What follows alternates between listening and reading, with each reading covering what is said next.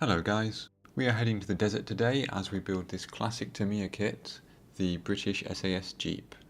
This kit was first released in 1974 and it's been updated a few times since then.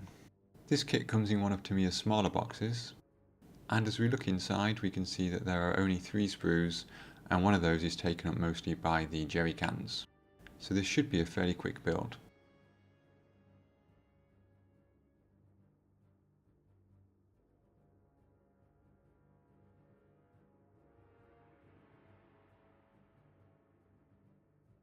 We've got standard Tamiya instructions here with some history of the SAS on the front, and it's a fold out instruction booklet with only 5 sides.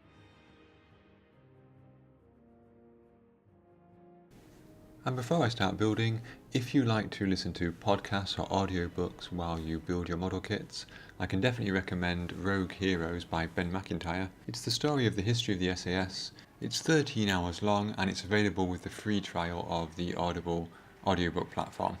And there's a link in the description if you're interested. As you can see, construction starts with the underside of the chassis. So this kit was first released in 1974. And like a lot of the older Tamiya kits, the parts look a little bit soft and they do need a bit of cleanup, but in general it holds up very well considering its age. Once the chassis is complete, the sides of the Jeep attach to the main floor piece, and you can see here a lot of the detail is moulded on, so the seats there for example are already part of the floor, and there are a few holes for things like the gear levers, the handbrake and so on. And once that's complete, the floor joins the chassis and the vehicle is basically finished. This is a very simple build. It's perfect if you just feel like building something very quickly so you can spend more time on the painting and the weathering. You could easily put this together in a few hours.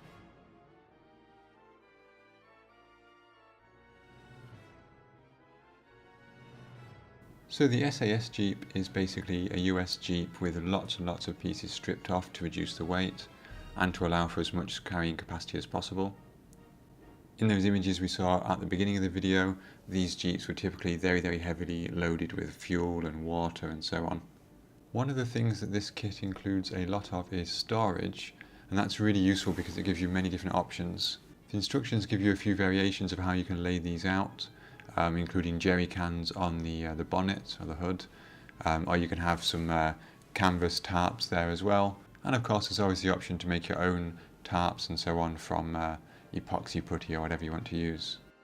The kit does include 2 figures, and I feel like they've been based on this famous photo here. They look extremely similar, even their hand position. I decided not to use these figures, but I will keep them in the spare parts box instead. One of the other things the kit gives you lots of options for is the weapons layout.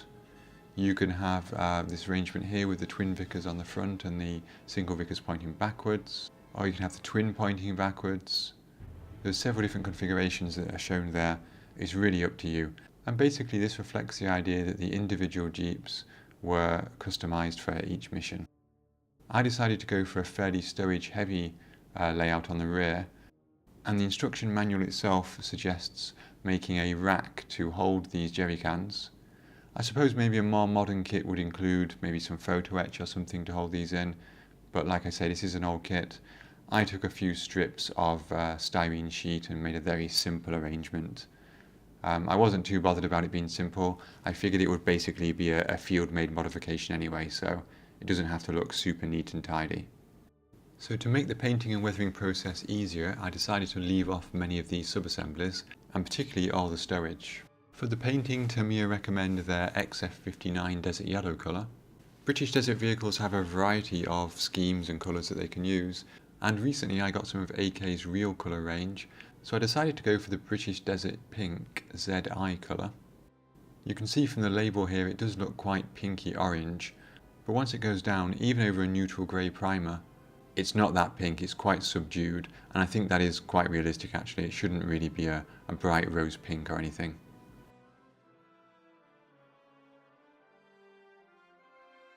In terms of the stowage, I wanted to paint them in a variety of colours.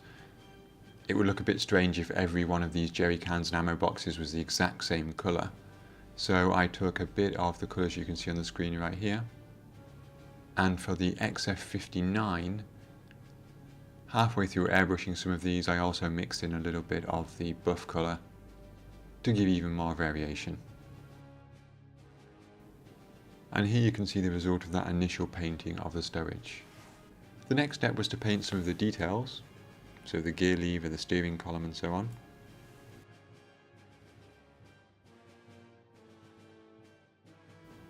And then I individually picked out some of the jerry cans with some brush painted colours from Vallejo.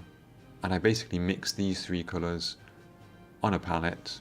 And to be honest, I didn't even mind too much if the colour mix changed while I was painting just one jerry can. I wanted lots of variation.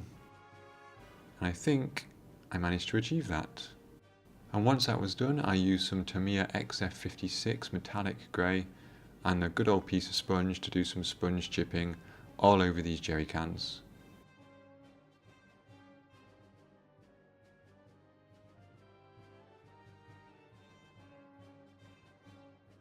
And while I had the sponge out, I put some initial chipping on the edge of the vehicle. Some of the edges I'm chipping here won't be visible in the final model because they'll be covered in stowage, but I thought it's best to do it now. Tamiya recommend on their instructions a separate weathering colour. I decided to go for the metal colour chips rather than an undercoat or base coat of a different colour. I could have put desert yellow I suppose as a chipping colour as well, but I preferred the look of this as if the paint has been stripped off by sand blasting or similar. Having said that, I haven't made the chipping super heavy and most of the weathering here is going to be dirt rather than chips. I also picked out some details on the underside of the vehicle in a dark grey-black colour from Vallejo. I suppose I could have painted the whole underside in a metallic grey colour because it's quite unlikely that the underside of the vehicle will be painted the desert pink colour. But again, most of this will be covered with weathering anyway. And of course, a good old rusty exhaust with some Vallejo saddle brown and an orange colour.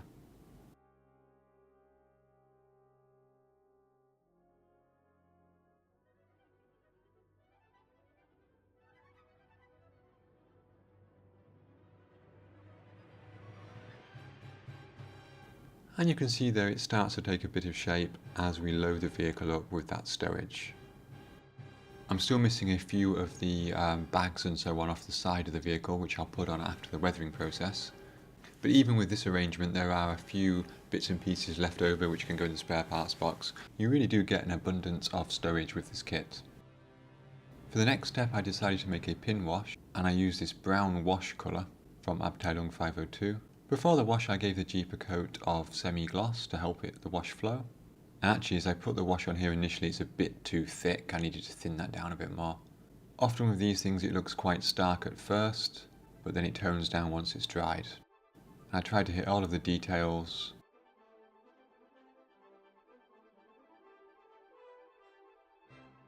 The only thing I think about a brown wash is that sometimes it looks a bit like rust, which I don't really want. But if you go sparingly with it, it's not too bad.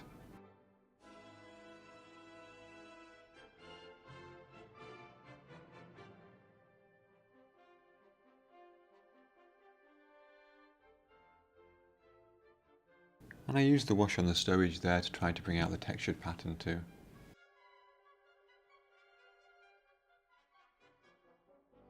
I'm never really sure how to weather fabric material, particularly in seats. I suppose one of the problems is that the seat doesn't really have the texture that it might have in real life. So I applied the same wash over it heavily to try to give it a little bit of dirt at least. But if you have any tips for how to weather fabric parts of a model, then please do leave a comment below. I'd be really interested to know your techniques. For the next part of the weathering process, I made some streaks, and I used a brown grey colour. I think this was called Industrial Earth. Because the pink base coat colour is quite light, I didn't want to apply these too heavily. So I applied some very thin streaks here, and then worked them in a downwards motion, and feathered them using a brush with a small amount of thinners. I tried a bit of yellow as well, but that didn't really work.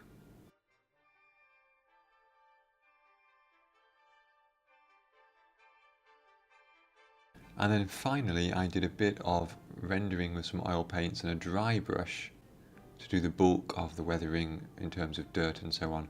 So I put some oil paint into certain areas and just blended them in with a dry brush, I guess that's kind of an oil rendering effect. You can see that they're at the base of the seats. I applied loads into the wheel arches as well, which would be a good base for the dust effects which are coming up.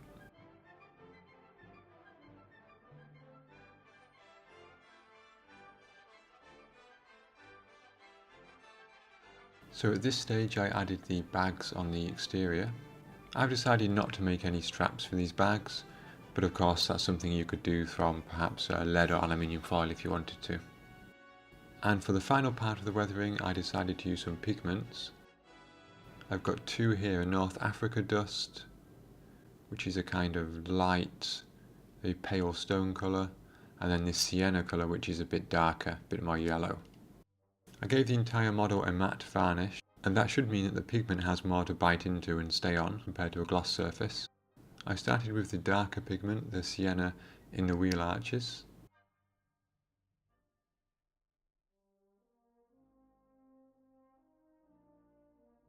And then I switched to the lighter pigment for the wheels and the sides of the vehicle. As it turns out, this North Africa dust blends in very, very well with the desert pink. Which I kind of guess is the point of the camouflage paint, but it means that the pigment doesn't really stand out that much. It's only really on the edges. So for example, even here on the jerry cans on the bonnet, they're slightly desaturated by the pigment, but not a great deal.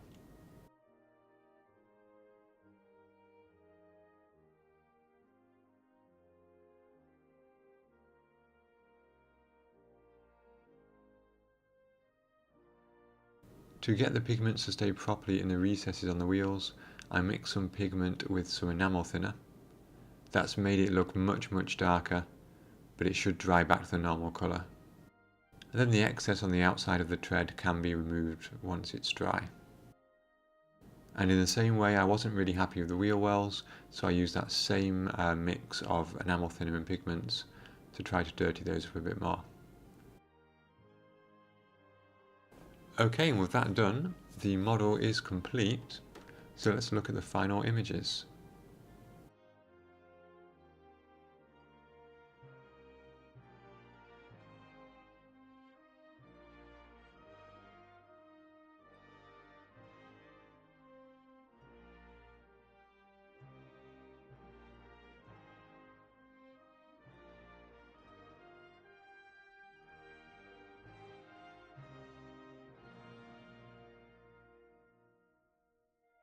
Well guys, there we go. I hope you enjoyed that. I seem to have been building a lot of Tamiya kits recently, but to be honest, they're such fun to build and they're so easy to build that it's hard to resist sometimes. However, for my next video, I have a kit from a company that I've not built anything for on the channel before. I have built a couple of their models, but that was before I had a YouTube channel. And that is ICM. And my next video is going to be this Soviet fire truck with the Chernobyl firefighters. And hopefully, if my plan goes well, that should be out next Friday. And apart from that, I do of course have lots of other ideas for projects. One thing I'm working on right now is this Rect Zero from Masterpiece Models. I'm also very keen to do another full interior kit. I think it's going to be the Tiger 1. And I do want to get around to the Dorchester command vehicle at some point as well. I've got lots of diorama ideas, and I also want to build some more unusual paint schemes as well. At the moment I'm thinking of things like captured tanks, maybe some things that are just a bit unusual, a bit different. You don't see scale models of them every single day. So before we go guys, it only remains for me to say thank you to my Patreon supporters.